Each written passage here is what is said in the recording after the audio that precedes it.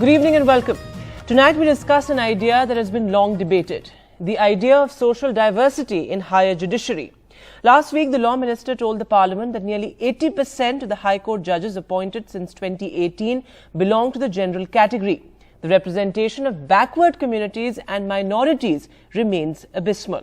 Without a provision of a mandated reservation of judges in higher judiciary, how do we ensure adequate representation of those historically oppressed in the justice system? After all, inclusivity ensures more responsive institutions that champion the rights of all. And if you just take a look at the figures that the Law Minister talked about in Parliament, and if we can get that graphic up, I'll try and explain the breakup. So as per the Law Ministry, nearly 458 of the total number of judges, which is 604, those belong to the general category. In fact, it's a meager number, 18 only, which actually belong to the SC community. 9 belong to the ST community, 72 belong to the OBC community, and 34 are from minority communities. So the percentage share of those belonging to the SC and ST communities remains abysmal, and that is something that's been a cause for concern in the past couple of years. Joining me, I have a very special panel tonight. John Dayal, a writer and human rights activist, also with me. Ashutoshsrivastava, advocate of the Supreme Court, and Professor Ravikant Bahujan, who's a Bahujan Vicharak and a Dalit Chintak. Thanks very much, all. We'll be joined by the other guests in just a short while from now. But Ashutosh, beginning with you, this is something that's been long debated, diversity in higher judiciary, and these numbers that we can see on our screens are not very encouraging. What do you think is the way forward? Because as I mentioned earlier as well in my introduction, that there is no mandated reservation. How do we go about this? How do we ensure that there are there's adequate representation from those communities which are historically oppressed? See, first of all, the articles like 124, 217 and 224 of the Constitution of India, they speak about, the appointment of judges to the Supreme Court and the High Court.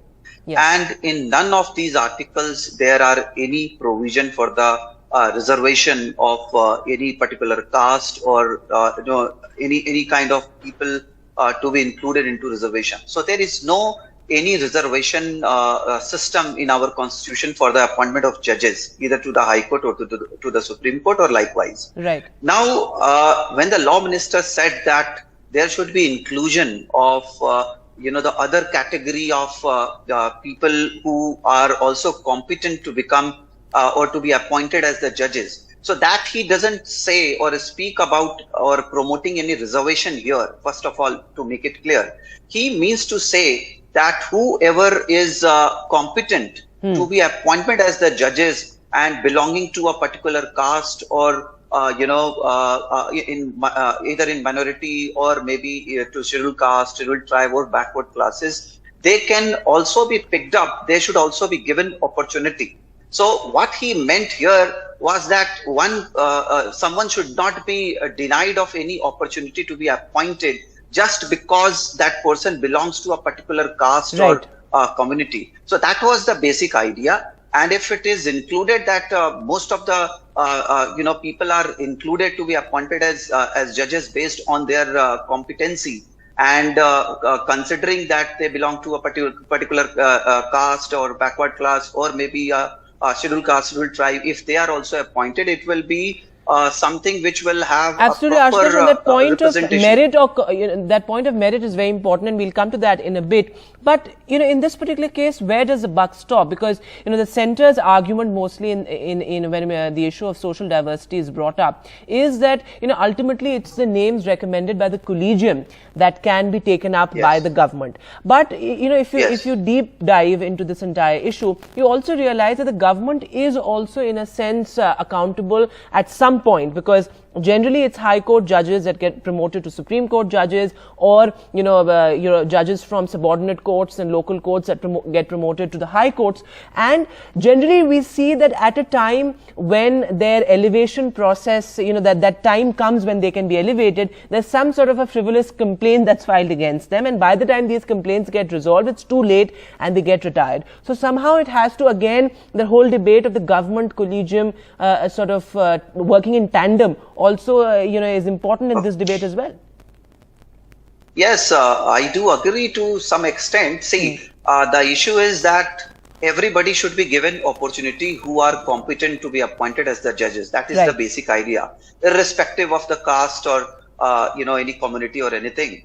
So it will be better that most of them are included in the appointment so that everybody gets the opportunity with their competency, as I said. But as you said that there are certain allegations which are leveled against some of the the people who are competent to be appointed as the judges. See, this is something different. I understand that it may take some time, and thereafter, if they are said to be not involved into anything which was made allegations about, so in those kind of cases, there can be some rulings, or there can be some amendment in the law or system which can be brought in, by which their next dues, when they are eligible to become or to be appointed as the judges, that can be taken care of in due course of time, so that they don't lose the opportunity which had come on their way earlier. But I think the government is thinking in that way, so that many of them can be included, so that nobody is left out and everybody gets the opportunity to be appointed as the judges. And judicial system also becomes it can cover most of the categories of people, so that it is not it becomes a kind of justified Absolutely. way of appointment. Yes. Right. So this is what is the. And as you Yes. were mentioning earlier as well, Ashutosh, judges of the Supreme Court and the High Court are appointed under Articles 124, 217 and 224 of the Constitution, just for clarity of our viewers, Yes. that do not provide for reservation of any caste or class, even though Yes. the National Commission of Scheduled Castes has said that the 49.5% reservation must be followed in the appointment of judges as well. That's something that's been their request, that's something that's been their demand. But as an advocate of the Supreme Court, do you think that some sort of reservation when it comes to judges, will that benefit us? Of course, that point of merit and competence you talked about is important, but do you think reservation in this particular scenario is largely going to benefit us? No. See, there is no question of any reservation here. Even the government is not talking about any reservation Yes. for the appointment of any judges. Yes. See, the government is only saying that whoever is competent, so the other caste or community or the backward classes, they should also be given opportunity. That doesn't mean the reserved category. It is basically targeting and saying that just one person who is belonging to a backward class should not be denied an opportunity to be appointed as the judge of the Supreme Court or the High Court. Fair point. So the And idea is different here. John Dayal is now also joining us on the broadcast. He's a writer and human rights activist. Thanks very much, sir, for joining us on NDTV. We've been discussing about this very important point of merit and competence, and something that I'd like to quote here, and something that I think is important as far as this particular debate is concerned, that the National Commission to review the working of Constitution, headed by retired Chief Justice of India, he said in his report of 2000 that over 50 years of progress in education, however tardy, has certainly produced adequate number of persons of the SC, ST and OBC communities in every state who possess the required qualification, having necessary integrity, character and acumen required for judges of Supreme Court and High Court for appointment as judge of the Superior Judiciary. That's an important point, Mr. Dayal, isn't it? Because it's not like there's unavailability of candidates. There are people there who are very capable, but there needs to be some sort of a push that is required as far as this particular debate is concerned to actually ensure adequate representation, because, as I said, there's no unavailability of candidates. There's a very famous cartoon which graphically tells you how do you get equity and equality of opportunity. One is to put them at the same ground level and see if they can be hoisted up. The other is to give each one a certain handicap, as it is called in golf and chess and many other things, so that people start at a level playing field. The level playing field has consistently been missing, not only on the issue of judiciary, but also on many other issues where things come in which are not tangible, not measurable. Even when you were quoting the former Chief Justice, you quoted about education. So those are degrees. You quoted about experience. Those can be measured. But then you come into other areas of quality, of moral fiber, of character, of whatever else that you want, which are intangibles. And it is there that in the selection process, these people are denied an opportunity. The same can be said for, say, in the armed forces, for instance, where Mr. Dayal, another important point is that it's been the case historically that there is this sort of misplaced representation as far as, people from the minority communities and the backward castes are concerned, as far as, representation in judiciary is concerned. Absolutely. So what really are the reasons? What really are the reasons as far as this is concerned? Because, it's been the case ever since. In fact, it's very famously, it's also been written that, Brahmins, or 1/19th of the nation's population, held 33 of the judgeships. So what are the historical reasons when it comes to, people from the SC/ST communities not being represented adequately as far as higher judiciary is concerned?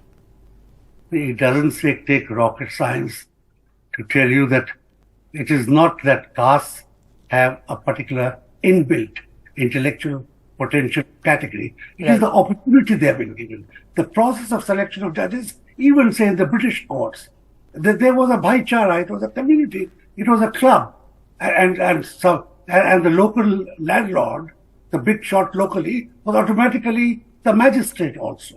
So the same tenor, the same tone comes in here.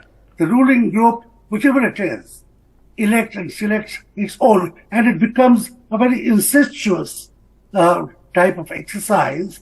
And you can give it whatever name. You can call it college, you can call it any selection committee. But when this incest comes in, when you are choosing from among your own, what was used to be called uncle system, there were some bad names and there were some decent names to define this club, this college from which they were choosing. And largely, whether it was the old ICS or other systems, they were choosing their own. And this, of course, also as a parliamentary panel continues to exist, and in the sense that it's really failing as far as representing people from the historically oppressed communities is concerned. But my last question to you, Mr. Dayal, would be that how important is it to have people from the SC/ST, OBC communities, from minority communities in our higher judiciaries?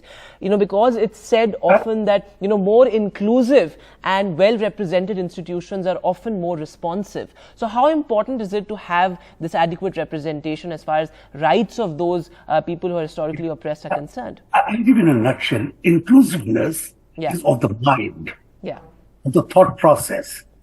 As it is in any judiciary system, particularly in India's system, the Supreme Court is to that extent that it affects me, the bench in particular, which is deciding my case. It is not all 36 judges. Yes. So you can't have one Dalit judge in every two judge bench or 3-judge bench. We are not talking of that. But what happens when you are a woman, when you are Dalit, when you are Muslim, when you are Christian, and you are Sikh? Over tea time, on social occasions, on conferences, on larger benches, the Chief Justice and the senior judges get to listen to the voice of the margins, even from among their own brother and sister judges. Yes. It is that moment that the collective conscience of the Supreme Court wakes up to the desires, aspirations, and fears of women, of Dalits, of Muslims, of Christians, of Sikhs, of LGBTQ, and all those things. If only it was represented by Brahmins and Kayasthas. All my friends and several of my relatives are from this caste. So I'm not demeaning any of them. What I'm saying is, if just them, they will know about festivals and functions and rituals of their community. Absolutely. But you have a clue on how to greet people on Good Friday or Easter or Muharram, which is today. That's right, and collective conscience is what you said very adequately, very appropriately. Thanks so much, gentlemen, for joining us on the broadcast today. A very important debate, a very important discussion that really concerns all of us and affects us all.